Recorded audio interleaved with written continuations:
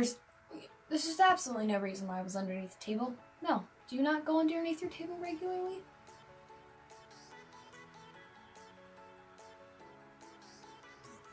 Well, this is awkward. Let's just get on to the video. Did you think I was going to skip over the fact that I cut off 9 inches of my hair? Those of you who are new here, hello. Those of you who are old here, you may notice that my hair looks different. Yes, I cut it short. Look at that. And I love it. I honestly love it. I look like a different person. Trust me, I'm still the same person that I was last Monday. But I just have short hair now. And I love my hair so much. My chair is rubbing up against this background here. Well, let's actually get into the video now that I've addressed the elephant in the room. We will be doing another Create This Book episode. The last time I did one of these, it was 5 months ago, and I'm sorry. 5 months ago! Honestly, it doesn't feel like 5 months ago, but it was 5 months ago. And look at, there's still so many blank pages. I'm very excited to do another episode of this. If you don't know what Create This Book is, it's another thing made by Mariah Elizabeth. She made this book and she published it, and it's a prompt book. So inside there's different prompts. So it's just full of different art prompts to get your brain going, get your brain to be creative. Hence the name Create This Book. I will put a link down in the description just in case you want to get one yourself, and also Mariah Elizabeth's channel and her playlist of her Create This Book and Create This Book 2 episodes. So just in case you want to go check that out. Without further ado... I hate without further ado. I hate that. I don't know why. Anyway, let's get into creating. Okay, let's get started. Flipping to the page that has been inspiring me, it is, hold on, it's taking me forever to get to the page. It's way back there. Alright, here we are.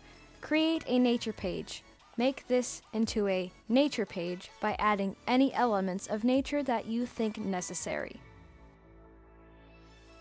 So I grabbed separate pieces of paper to draw on because I planned on using watercolors and I didn't want it to bleed onto the other page. So I sloppily drew some lines on pieces of paper and began sketching out my idea. When I saw this page, I really wanted to do it, but when I sat down to do it, I actually didn't have any ideas for what I wanted to do. So here we are. I don't know what happened to the huge time skip, but I drew a DNA strand with some flowers and nature coming from it because, you know, we're nature too. Or at least I'd hope so.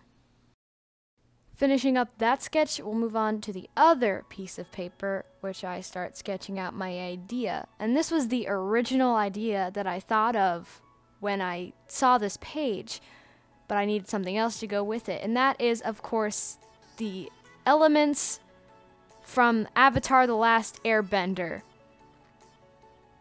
Yes, I am well aware of my nerdiness. If you don't know what Avatar is, shame on you. And we will move on to the line art. I line arted all of the flowers and leaves and the DNA strand.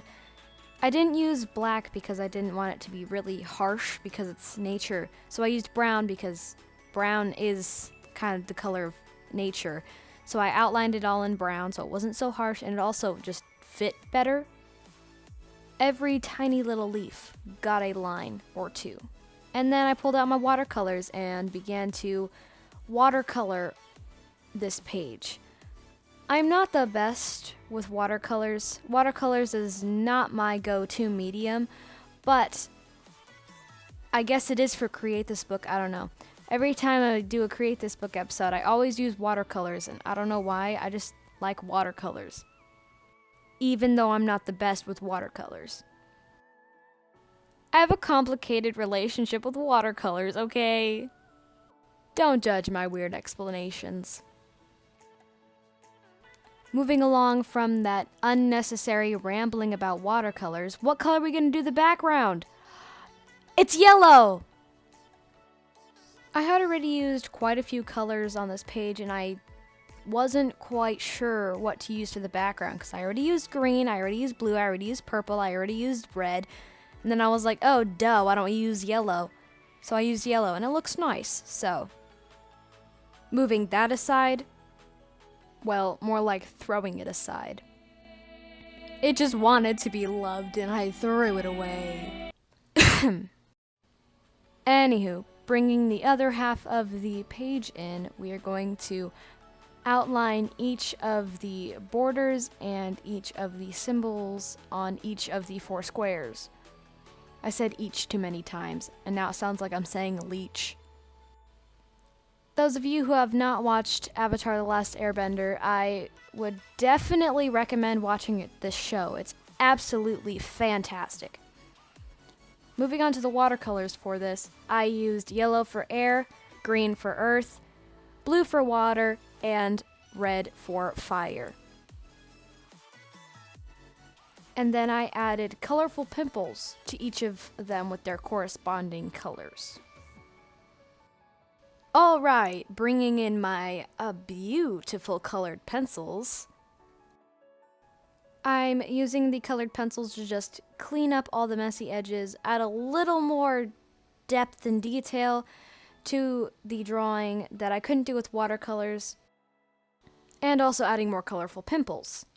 Moving back to the DNA strand, I also just cleaned up the way it looked, added a little more detail and different colors and shading to just make it look better than what I did with the watercolors, because frankly, I didn't do very good with the watercolors. I really like using watercolors as like the base colors and then going back with colored pencils to refine and add more detail, because it looks good, and also it just adds so much more to it.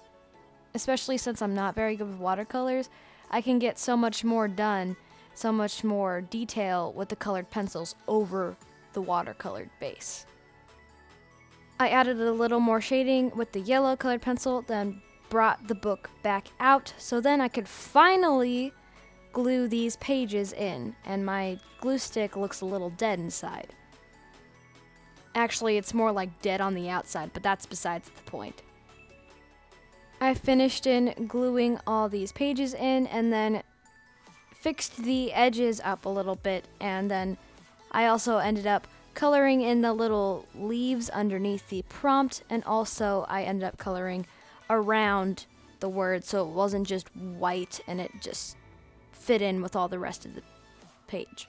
I finished it up by adding a nice thin layer of Mod Podge to protect the colored pencil from smearing or transferring onto the other pages. Signed it, added a star, put the date since that's my rule, and here is the finished page.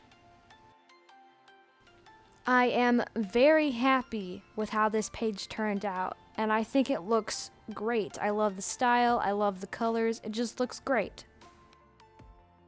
Flipping to the next and final page of this episode, create an adventure. Go for a walk, outside or indoors, document your adventure. So I gathered some pictures that I took myself, and I'm gonna draw some of them. I then started to sketch out some frames in different parts of this page, and I line arted them in like squiggly lines, so it's like a squiggly looking frame, mainly because I didn't want to try and draw straight lines. I added some little design thingy-mabobs inside of each of the frames and taped down the book so it stayed open, brought out my colored pencils again, and chose the toucan as my first subject, or victim. This toucan was at an aquarium. Now, why do they have a bird at an aquarium? I don't know, but he was a cutie, so I took a picture of him, and now I'm drawing him. And he doesn't even know, because he's a bird. My original idea was to abstractify these pictures, but the toucan wasn't really abstractified, which was fine by me, but the rest of them are kind of abstractified. Why do I keep saying abstractified? It's not a word. Welp, it is now. I actually had a very fun time at the aquarium. My brother took me there for his Christmas present to me, and I actually had a lot of fun. And I once again failed to click the record button. So moving on to the third frame, this glorious picture of me in front of graffiti. So I began to draw that, line art that, and the little ghosty. Those have a name, but do I know the name? Of course not. Bringing in my colored pencils again, I colored in the picture like so. I don't know why, but I've always had an eye for graffiti. I really like graffiti. I like the way it looks. I like all the colors. I like the abstractness of it. I just love everything about graffiti. Moving on to this beautiful sunset, I started to color it in with all of its beautiful, colorful colors. The sunsets where I live are the best sunsets ever, and no one can tell me any different. I then added the line of the trees and stuff so then I could color them in. But I started to color it in with my pen, even though I have a brush fine liner.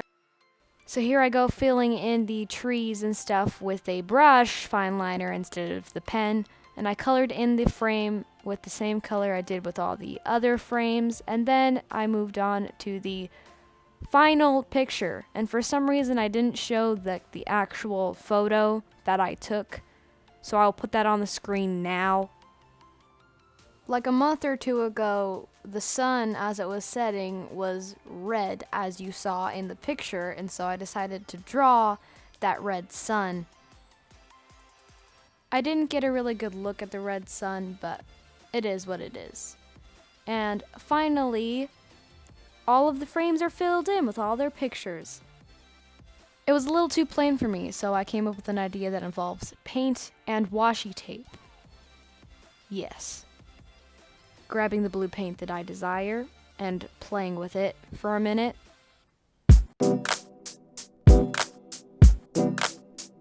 Oh my gosh, I can't with paint. To add a little more something to this page, I took the paint and made little, well, they're not very little, boxes in different places to fill in the space, but also just to make it look better, and I don't regret it. Finishing up the blue boxes, I then also added red boxes to fill in all the other spaces. The only thing was that it was right next to the frames and I didn't want to mess up the frames, but also they were wiggly lines so I could just move the brush back and forth to fit inside of each of the little grooves of the frames. Once all the paint dried completely, I was able to go in with my washi tape. And since this washi tape that I'm using right now kind of has a star shape in it, I counted that as my star for this page. The washi tape definitely added the something I wanted to this page, even though it was kind of annoying to put in. I got it in the end, and it was just really fun. The final step to this page is to add a nice thin layer of Mod Podge over the page to protect it from, well, everything. Signing it with the date, and here is the finished page. I am in love with this page. I love how it turned out. I love the washi tape, the paint, the pictures. I love everything about it. But sadly, this is where this video ends. I thank you so much for watching. I hope you enjoyed, and I also hope you have a fantabulous rest of your day. Bye!